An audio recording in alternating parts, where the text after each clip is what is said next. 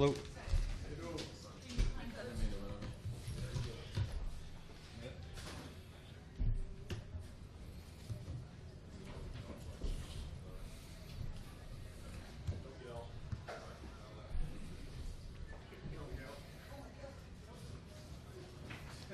Jay, what can you tell us about Ernst Brunn Jr.? Well, he's had a good workout today, and we're just going to give him a shot. He's a young kid that Alex Santos and our scouting staff found, and thought he deserved an opportunity to get a look here next couple weeks. How does that process work with a guy like that who hasn't played college football since 2013? How do you discover a guy like that? Yeah, I'll have to ask Alex and Scott. They're the one that discovered him and decided to bring him in for a workout. He looked good running around catching the ball. So we'll see. We put the shoulder pads on and see what happens.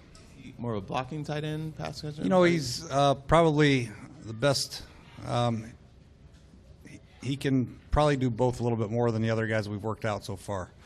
We're looking for somebody obviously who can block. There's so many tight ends that can either do one or the other, but it's hard to find ones that can do both, and we're hoping that he has the traits to do both. Junior Gillette did the 11-on-11 for the first time yesterday. I think one of the things that stood out was just he's very explosive, it seems like. What's he going to be able to bring to that pass rush? That explosion. He's got great speed off the edge. He's obviously had a lot of sacks in his career, and it's well documented what he is. He's a difference maker on defense, and he's disruption. And you could just see him. He's got a different tempo coming off the line of scrimmage. He's really good watching the snap count or watching the ball and getting off with good leverage. He stays low. He uses his hands, and he'll be a welcome addition. Jay, are you looking forward to getting back to Ashburn and kind of getting into the regular flow of things beginning on Tuesday? Yeah, I think so. It's been a great experience here, obviously, but I think everybody's ready to get back to their own bed. So it's been a great challenge, and it's been a great experience coming out here, but when you finally get to end it and get back home and get in some normal scheduling, normal lives, we get to go to our beds and go home, wake up, and get to our office. Our office is redone. We're excited to see that and just move forward with the season. In terms of having your own weight room and also your meeting rooms and everything. No question. It's obviously a comfort level there with everything. It's very convenient, obviously. But like I said before, this has been a great experience and a great setup right here. But it's about time to make that move.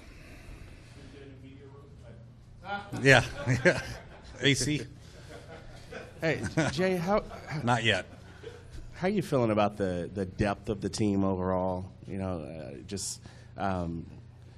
Are there any areas where you're a little deeper than you thought? Are there some areas besides tight end where you're more concerned?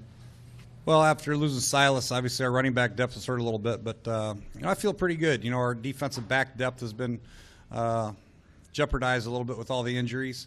But overall, most teams in training camp about this time of year, they've got some nagging injuries with some hamstrings, some hip flexors, some ankles.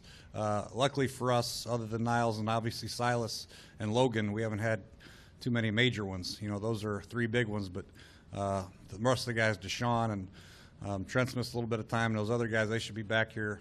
Breland, Emerson, they'll be back shortly. So our depth was challenged, but we also have some guys step up, some young guys step up and get some quality playing time with the ones and the twos, and obviously in the games next couple weeks. So it'll actually help our depth in the long run. Yeah, you're probably not going to line Darrell up at 5'11", Darrell Young up at 5'11" at inline tight end or anything. But from fullback, from maybe H-back, can he help you kind of fill this void while you're trying to bolster some blocking at tight end? Yeah, he can. There's ways to move him around, and he's a very smart guy. He can line up anywhere in the formation. So we're lucky to have Darrell. He's he can line up as a true fullback. Obviously, he can line up in a wing. But not inline tight end. We wouldn't ask him to do that. He's actually lined up outside in a slot before and outside. Caught a touchdown against Jacksonville, lined up outside as a receiver. So he's a very versatile player. Coach, have you given – I know it's Sunday and the game, next game is Thursday, but have you given much time to how much time players are going to play your starters on Thursday? Not yet. We have one day here in shoulder pads. We have a little practice tomorrow. We break camp. And we're going to see the health of our football team where we are and go from there. But it'll probably be close to the same, maybe a little bit more for the starters than we were last week. What did you think of Brandon and Morgan together? What kind of things jumped out that you just said you can kind of hang your hat on that? Brandon. Morgan Moses on the right side.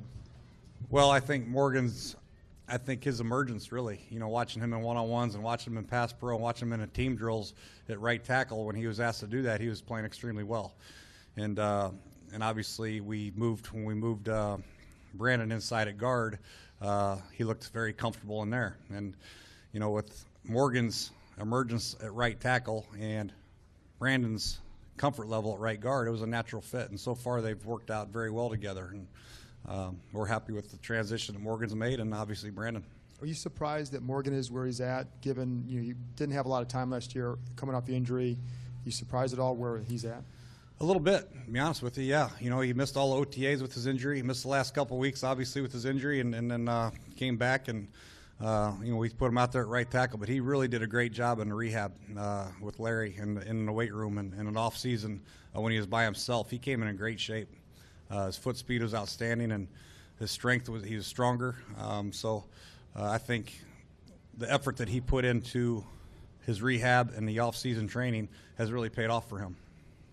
Jay, I know you said Logan's surgery will be tomorrow. Do you have dates set for Niles and for Silas? Do not, no. Okay. With Ryan Grant, you guys had him in the system last year, got a chance to look at him, what he can do, and then you've had him now heading into this training camp. Where do you notice his biggest improvement? Ryan is he's a technician is what he is. He's if you draw a play up on a chalkboard, he'll do it exactly right. He is very good at doing what he's asked to do. He's very defined in all his routes. He's probably our best route runner, pure route runner.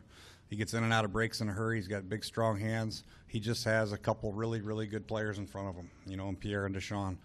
So it's hard to get him as many touches as he deserves. But I have no trouble, no problem, anytime, any place, anywhere, lining up with Ryan Grant in a key situation and having him be a focal point. Unfortunately for him, there's a couple other guys in front of him. Jay, I know you talk about having a long way to go, but breaking camp is kind of a milestone, and sometimes you know your progress by looking back. Can you compare how you feel about the team now as to last year when you broke camp? That's a good question.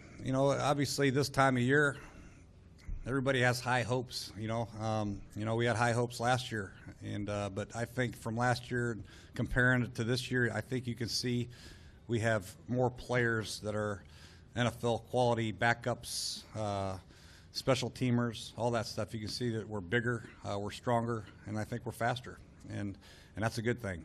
So the depth of defensive line is a heck of a lot better, no question.